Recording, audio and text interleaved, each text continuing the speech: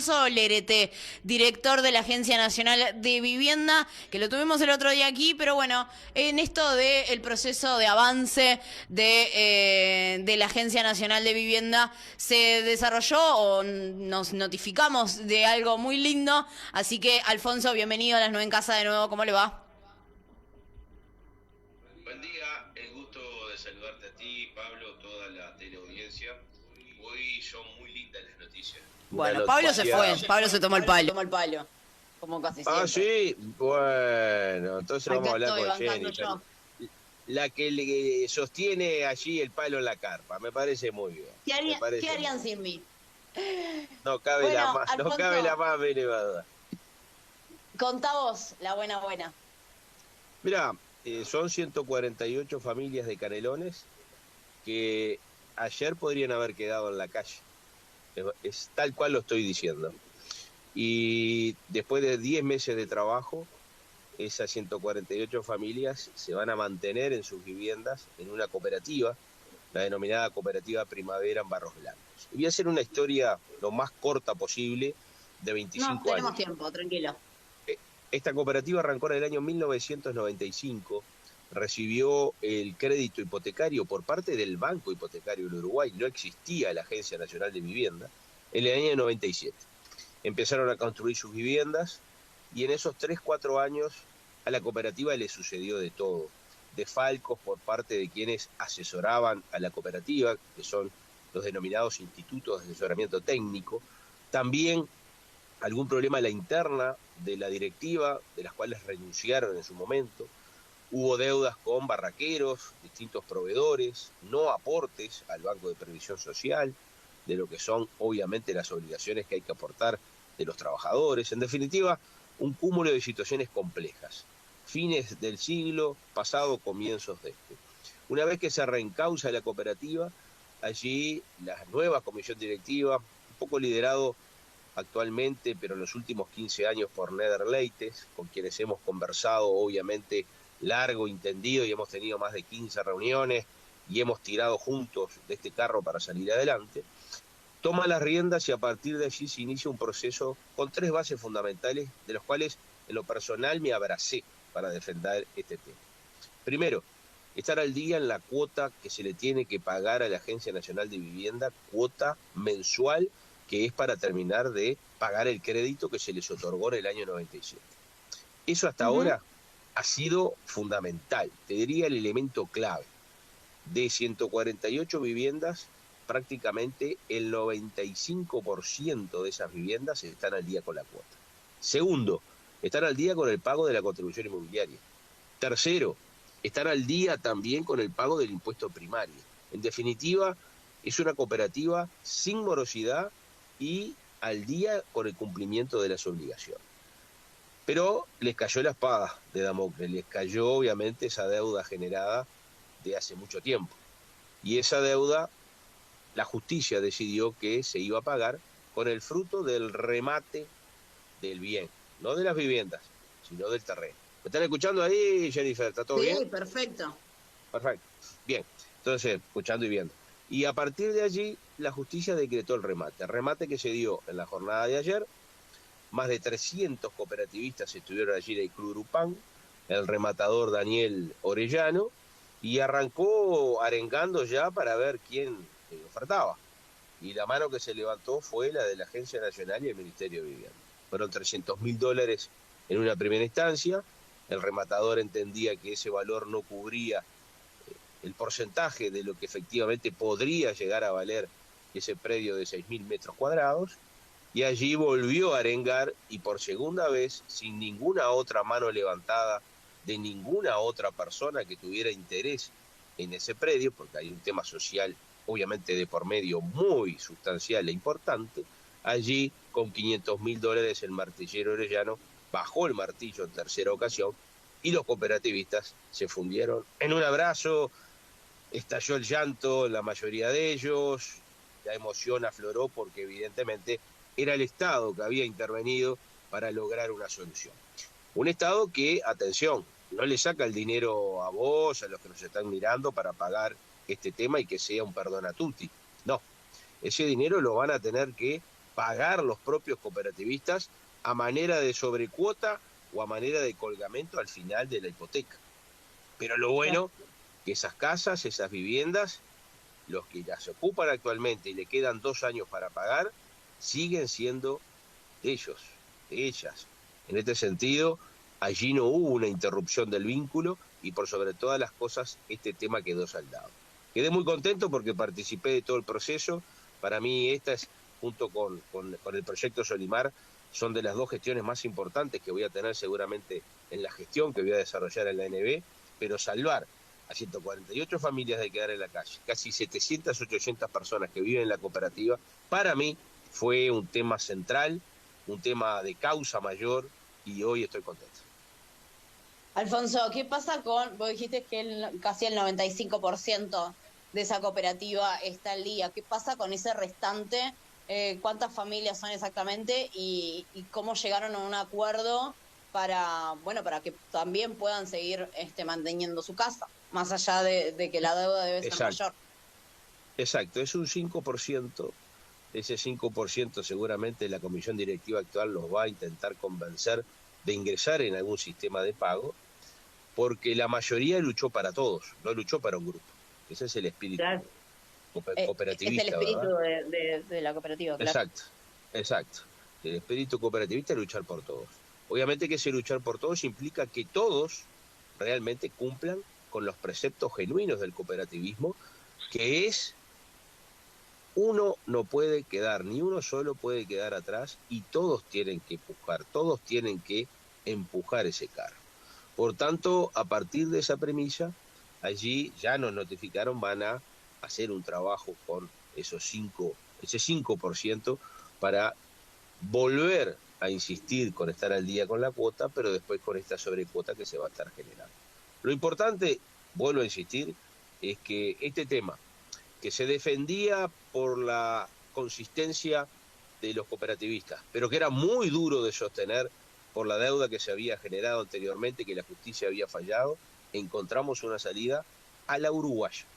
Y a la uruguaya implica con responsabilidad, con los pies sobre la tierra, pero sin generar ningún perdonatuti ni tampoco condonación. Acá no se le perdonó la deuda a nadie, absolutamente a nadie. Van a seguir pagando, y van a seguir pagando, insisto, estos $500.000 que el Estado uruguayo le pidió prestado al pueblo uruguayo, porque esa es la realidad. Ese dinero es tuyo, es de todos los que hoy nos están escuchando y viendo. Pero te va a devolver. Tiene que ser, exactamente, ese dinero tiene que ser invertido en vivienda, que eso es lo más importante. Bien, y como estas acciones, ¿qué otras cuestiones, para ir actualizando, ¿no? ¿En qué otras cosas estás trabajando? Mirá, este tema del cooperativismo es un mundo realmente muy amplio, muy grande, es un mundo que tiene muchas facetas de las cooperativas que cumplen, que están en regla, que están en ley, y que efectivamente vienen por un derrotero y un camino de los cuales no van a tener problemas. Pero después,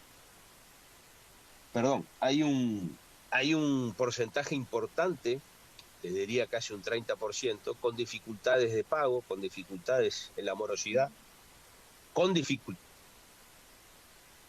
Perdón que estoy afectado. Vengo del médico y vengo afectado del ojo, vengo afectado de gripe, vengo afectado de todo un poco. Y ayer, estamos todos iguales. El colapso. Ayer fue el colapso. El cambio de temperatura no ayuda tampoco. Viene el problema de la morosidad.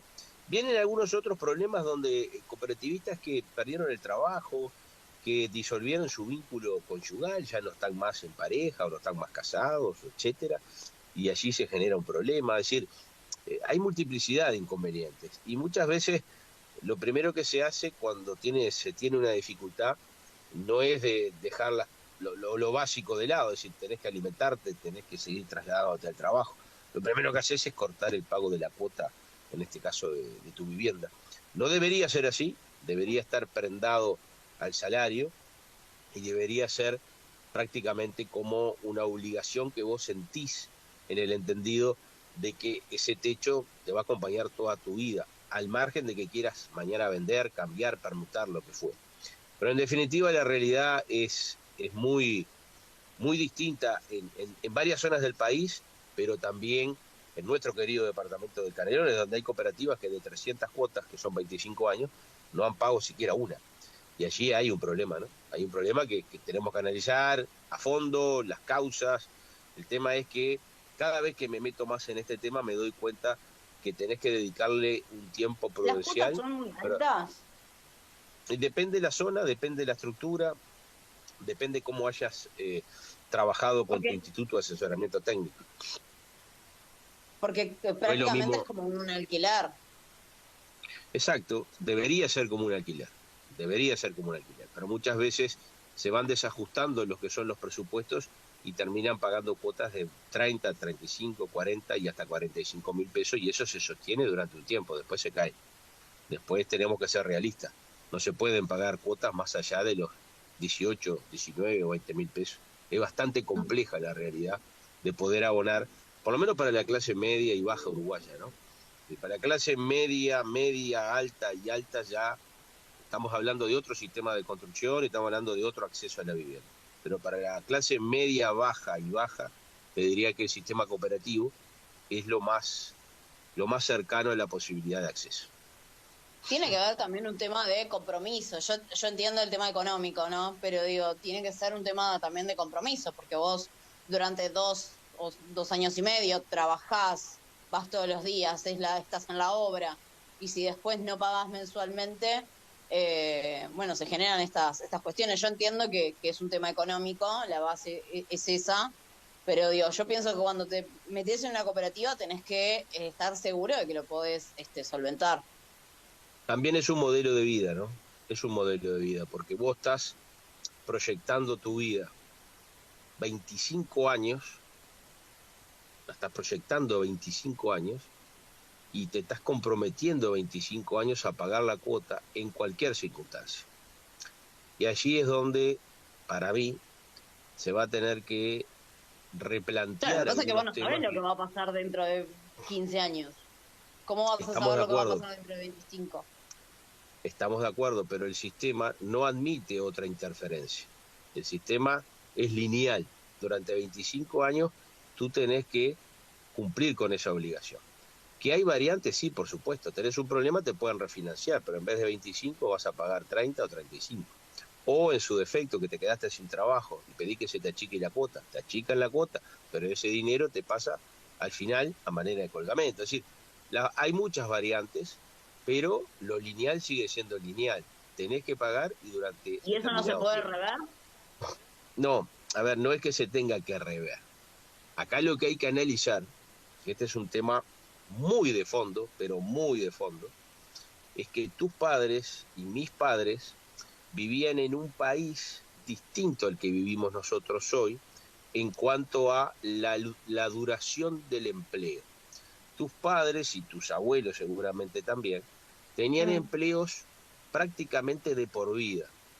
Empezaban a trabajar a corta edad y ese trabajo en una fábrica, en una industria o en otra actividad los llevaba a permanecer 25, 30 y hasta 35 años en esa actividad, en ese trabajo.